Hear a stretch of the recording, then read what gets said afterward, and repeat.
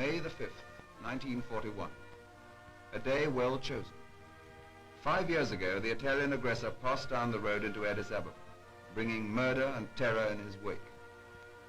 And now this man, small of stature but with the heart of a lion, once more gazes on his capital, Addis Ababa, the new flower, wreathed in hundreds of eucalyptus trees, calm and green, many hundreds of feet below. Through 5 dark years of exile, he has never faltered. His courage and demeanor in tribulation has been an inspiration to the whole world.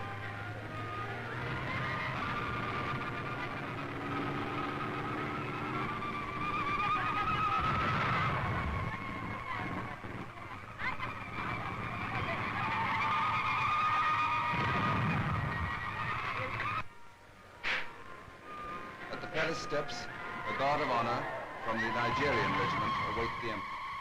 And General Cunningham is there with the officers of his military administration.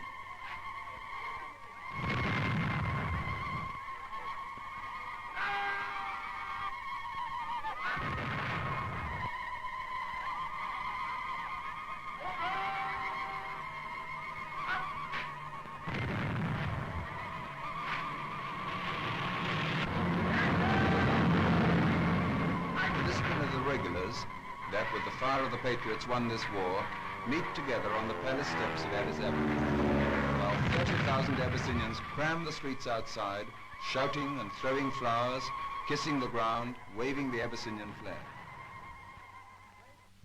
To them, the emperor says, "Be Christian and kind-hearted to our defeated enemy, the Italian, and do not treat him as he treated you."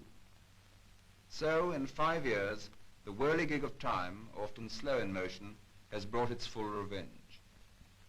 Yet was revenge the word? The Italians are safe. No one molests them. All the world disregards them. Somehow or other, the Ethiopians push the horrible memory of the 9,000 massacred in February 1937 to the back of their minds. The whirligig of time has brought its justice rather than its revenge.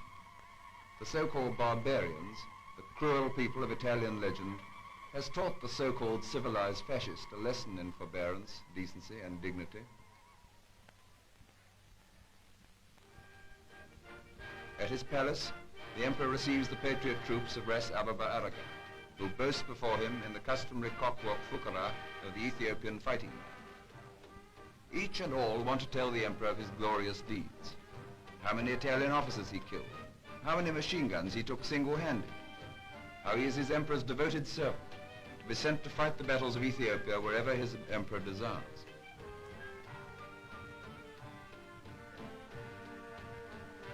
Then there is the quiet, serious voice of Ababa Aragai. "Your Majesty, I never hoped to see the sun of your face again in Ethiopia. I never dreamed that I would once more be happy. I was only determined to fight until I died for our independence, for our flag, for our Christian religion, and for you, my king." England and Ethiopia have a common link in St. George. He is their patron saint as well as ours. 5 years ago, as the black shirts marched into Addis Ababa, the priests of the Coptic cathedral smuggled out of the town the Ark of the Covenant of St. George. It is a famous ark throughout Ethiopia. It is the ark of the national consciousness and of self-defense against aggression. It was with Menelik when he defeated the Italians at Adwa in 1896.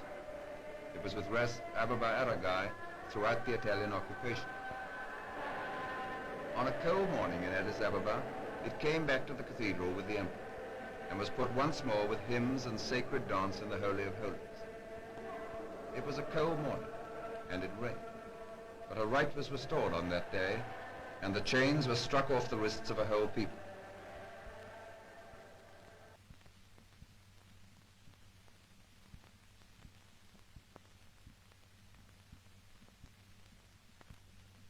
It is good that you are here to record this picture of me in my palace garden at Addis Ababa. People who see this throughout the world will realize that even in the 20th century, with faith, courage, and a just cause, David will still beat Goliath.